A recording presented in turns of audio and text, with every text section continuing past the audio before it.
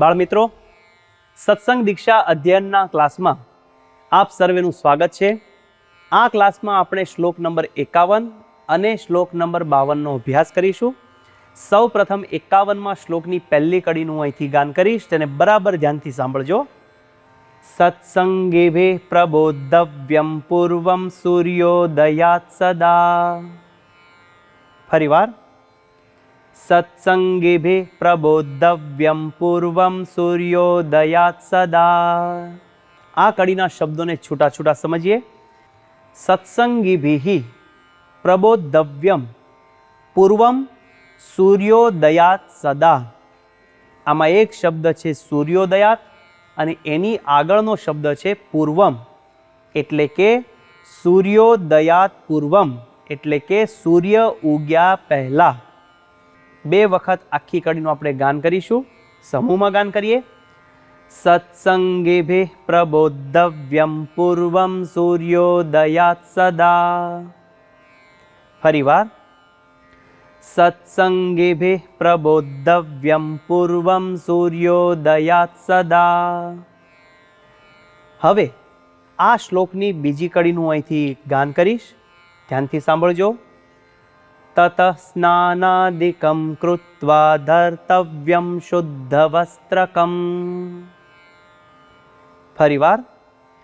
તત સ્નાનાદિકમ કૃત્વા ધર્તવ્યમ શુદ્ધ વસ્ત્રકમ.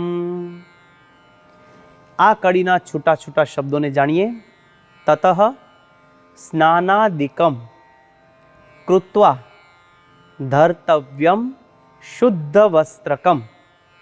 છેલ્લો શબ્દ છે શુદ્ધ વસ્ત્રકમ, એટલે કે શુદ્ધ વસ્ત્રો. શુદ્ધ અને વસ્ત્રકમ આ બે શબ્દો છૂટા છે. આખી કડીનું આપણે બે વાર સમૂહમાં ગાન કરીએ. તત સ્નાનાદિકમ કૃત્વા ધર્તવ્યમ શુદ્ધ વસ્ત્રકમ.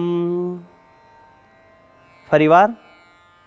તત સ્નાનાદિકમ કૃત્વા ધર્તવ્યમ શુદ્ધ વસ્ત્રકમ.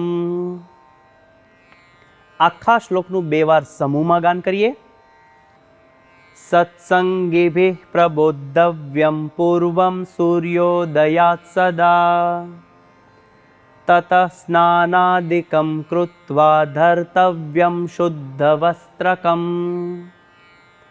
ફરીવાર.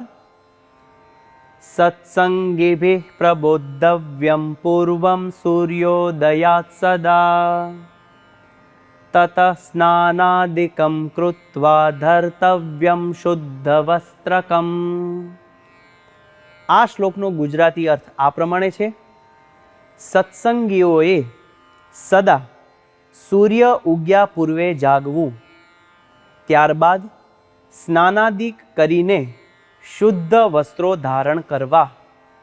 તો બાળમિત્રો, શ્લોક નંબર 51નું આ પ્રમાણે ગાન કરી મુખપાઠ કરીએ. હવે શ્લોક નંબર 52 પર જઈએ. શ્લોક નંબર 52ની પહેલી કડીનું હું અહીંથી ગાન કરીશ, તમે ધ્યાનથી તેને સાંભળજો. પૂર્વસ્યામુત્તરસ્યામ વા દિશી કૃત્વા મુખમ તતઃ. ફરીવાર. પૂર્વસ્યામુત્તરસ્યામ વા દિશી કૃત્વા મુખમ તતઃ. આ શ્લોકની કડીના છૂટા છૂટા શબ્દોને જાણીએ. પૂર્વસ્યામુત્તરસ્યામ વા દિશી કૃત્વા મુખમ તતઃ. પહેલો શબ્દ છે પૂર્વસ્યામુત્તરસ્યામ. એમાં બે શબ્દ છૂટા છૂટા છે. પૂર્વસ્યામ એટલે કે પૂર્વ, અને ઉત્તરસ્યામ વા એટલે કે ઉત્તર. દિશી એટલે કે દિશા તરફ. કૃત્વા મુખમ તતઃ એ તરફ મુખ કરીને. આખી કડી સમજી શકાય છે. બે વખત સમૂહમાં તેનું ગાન કરીએ. પૂર્વસ્યામુત્તરસ્યામ વા દિશી કૃત્વા મુખમ તતઃ. ફરીવાર. પૂર્વસ્યામુત્તરસ્યામ વા દિશી કૃત્વા મુખમ તતઃ. હવે આ શ્લોકની બીજી કડીનું અહીંથી ગાન કરીશ. શુદ્ધાસનોપવિષ્ટ સન્નિત્ય પૂજામ સમાચરેત. ફરીવાર, શુદ્ધાસનોપવિષ્ટઃ સન્નિત્ય પૂજામ સમાચરેત. આ કડીના છૂટા છૂટા શબ્દો આ પ્રમાણે છે. શુદ્ધાસનોપવિષ્ટઃ સન નિત્ય પૂજામ સમાચરેત. પહેલો શબ્દ છે શુદ્ધાસનોપવિષ્ટઃ. એમાં 3 શબ્દો છૂટા છૂટા છે. શુદ્ધ આસન ઉપવિષ્ટઃ એટલે કે શુદ્ધ આસન ઉપર, સન એટલે કે બેસીને, નિત્ય પૂજામ સમાચરેત નિત્ય પૂજા કરવી. આખી કડી સમજાય તેવી છે. 2 વખત સમૂહમાં તેનું ગાન કરીએ. શુદ્ધાસનોપવિષ્ટઃ સન્નિત્ય પૂજામ સમાચરેત. ફરીવાર, શુદ્ધાસનોપવિષ્ટઃ સન્નિત્ય પૂજામ સમાચરેત. આખો શ્લોક 2 વાર સમૂહમાં ગાઈએ. પૂર્વસ્યામુત્તરસ્યામ વાદિશી કૃત્વા મુખમ તતઃ શુદ્ધાસનોપવિષ્ટઃ સન્નિત્ય પૂજામ સમાચરેત. ફરીવાર, પૂર્વસ્યામુત્તરસ્યામ વાદિશી કૃત્વા મુખમ તતઃ શુદ્ધાસનોપવિષ્ટઃ સન્નિત્ય પૂજામ સમાચરેત. આ શ્લોકનો ગુજરાતી અર્થ આ પ્રમાણે છે.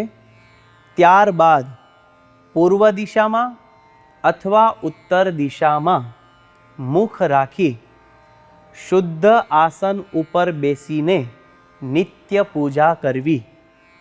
તો બાળમિત્રો, શ્લોક નંબર 51 અને શ્લોક નંબર 52નું આ પ્રમાણે ગાન કરી, મુખપાઠ કરી અને મિશન રાજીપો લેવા માટે તત્પર થઈએ.